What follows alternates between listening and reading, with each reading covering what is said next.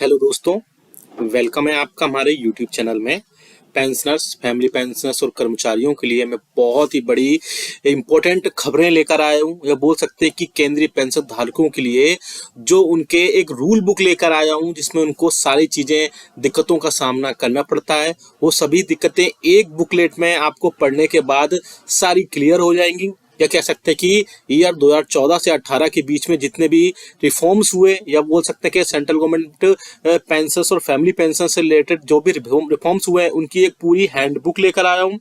PDF है पूरी। आप उसको डिस्क्रिप्शन बॉक्स में जाकर के कमेंट बॉक्स में जस्ट लिखेंगे और वहां से सीधा वो डाउनलोड भी कर पाएंगे।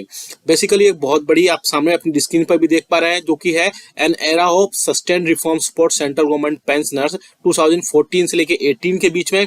बहुत डिटेल में चीजें हैं, थोड़ा सा वीडियो बड़ा होगा, लेकिन आपको इसके बाद में और दूसरे जो आपको जो समस्याएं रहती हैं, आपके डाउट्स रहते हैं, वो सारे खत्म हो जाएंगे। केंद्रीय पेंशन धारकों के लिए ये सारी चीजें होने वाली हैं।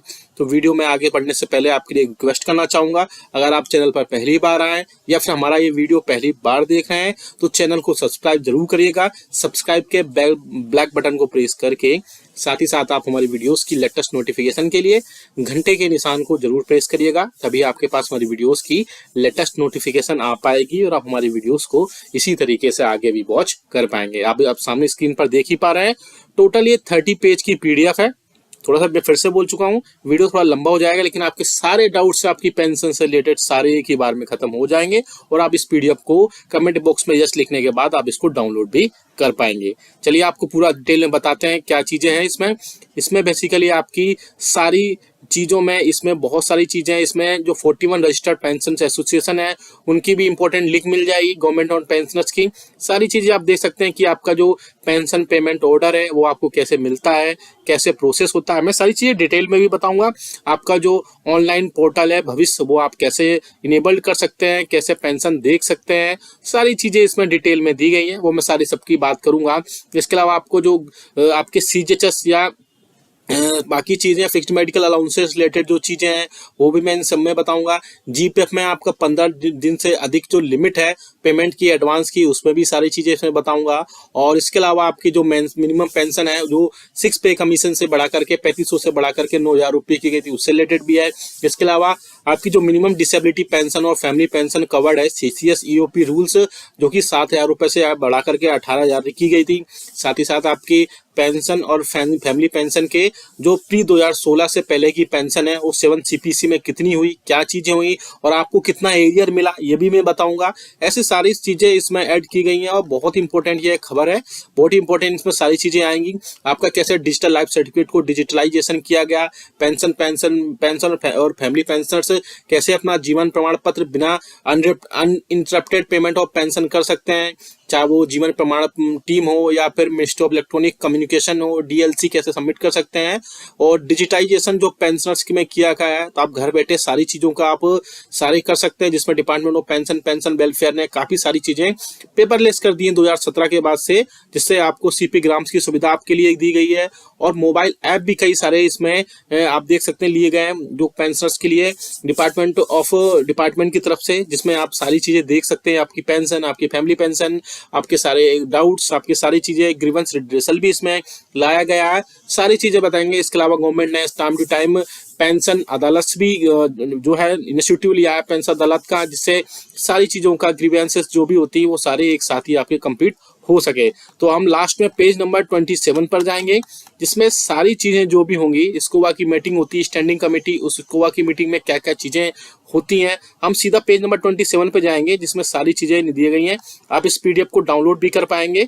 अब चलिए आपको इस पीडीएफ में जो सबसे इंपॉर्टेंट पार्ट है, आप देख सकते हैं जो इंपॉर्टेंट पेंशन रिफॉर्म्स हुए थे उससे रिलेटेड ये वीडियो है, और क्या क्या चेंजेस हुए वो भी हम सारी चीजें एक एक करके इसमें जो भी पॉइंट दिए हैं उनको रीड करेंगे, और रीड करने के बाद में उनको सारी चीजें अच्छे से डिटेल में पढ़ेंगे। तो आप देख सकते हैं यहाँ पर इंपॉर्टेंट पेंशन रिफॉर्म्स है। पहला नंबर है, the government has issued necessary orders for upward revision of pension family pension on the basis of recommendation of central पे कमीशन, यानी आपकी जो बेसिक पेंशन है उसको 7 पे उसको नेसेसरी बढ़ाया गया, आपको पता है उसमें 9,000 रुपए तक की बढ़ोतरी की गई बेसिक पे में। इसके अलावा आपकी जो दूसरा नंबर पॉइंट है, मिनिमम पेंशन या family pension has been raise to ₹9,000 plus DNSLF, ये आपको पता ही है। इसके अलावा तीसरा जो पॉइंट है वो बड़ा इंपॉर्टेंट है। इसमें तीसरा पॉइंट आप देख सकते हैं कि 20% से लेकर के इसमें आप देख सकते हैं कि 100% तक की चीजें, इसमें 20% से 100% additional pension granted on attaining age of 18 years and above. आप सभी को पता है कि इसके थ्रू आप इसमें 20 से 100% एडिशनल पेंशन ले सकते हैं। जैसे आप 80 साल की उम्र के होते हैं तो आपको 20% आपको एडिशनल पेंशन यानी कि बेसिक पेंशन में 20% की बढ़ोतरी कर दी जाती है, और आपके 100 ईयर्स होने पर आपकी 100 ईयर्स की पूरी 100% आपको बेसिक पेंशन में चीजें प्रोवाइड कराई जाती हैं। नेक्स्ट की बात करते हैं यहाँ पर, तो आप देख सकते हैं नेक्स्ट है pensioners residing in non-CGHS areas and receiving fixed medical allowances can also avail IPD facility on making contribution under the central government health scheme CGHS। तो आप देख सकते हैं कि जहां पर पेंशन CGHS के थ्रू सारी चीजें ले सकती हैं, वहां पर फिक्स्ड मेडिकल अलाउंसेस जिनको प्रोवाइड होता है उनको IPD फैसिलिटी भी प्रोवाइड की गई है। बहुत सारी चीजें इसमें आप दी गई हैं, तो आप यहाँ पे देख सकते हैं। इसके अलावा नेक्स्ट पॉइंट आप यहाँ पे देखेंगे, नेक्स्ट पॉइंट यहाँ पे दिया गया है, आप देख सकते हैं यहाँ पे नेक्स्ट पॉइंट है point number fixed medical allowances for the pensioners residing in non CGHS areas enhance to ₹1,000 per month. ये सबको आपको पता है कि यहाँ पर फिक्स्ड मेडिकल अलाउंसेस जो है वो पेंशनर्स नॉन CGHS एरियाज में उन सबको 1,000 रुपए के रूप में सारी चीजें मिलते हैं, वो आपको पहले से ही पता है इसमें। और पिछले कुछ दिनों मीटिंग हुई थी, उस मीटिंग में भी कर्मचारियों पेंशनर्स और फैमिली पेंशनर्स की एसोसिएशन ने ये आप रिक्वेस्ट की थी कि उनका जो फिक्स्ड मेडिकल अलाउंसेस है वो 1,000 रुपए से बढ़ा करके 3,000 रुपए किया जाए। उसमें अभी तक कोई अपडेट नहीं आया है, लेकिन जल्द कोई ना कोई अपडेट आएगा ministry of health and family welfare की तरफ से। उसके अलावा एक और मैं बड़ी खुशखबरी दे दूं कि जो ऐसे पेंशनर्स और फैमिली पेंशनर्स जो कि NPS में कवर्ड हैं, अब उनको भी FMA यानी कि फिक्स्ड मेडिकल अलाउंसेस के रूप में ये सारी चीजें फैसिलिटी मिलेंगी।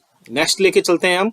नेक्स्ट है यहाँ पे आप देख लीजिए, एजेड या ill pensioners can submit life certificates through gazetted officers, sarpanch, magistrate, RBI और अदर बैंक ऑफिसर्स ETC।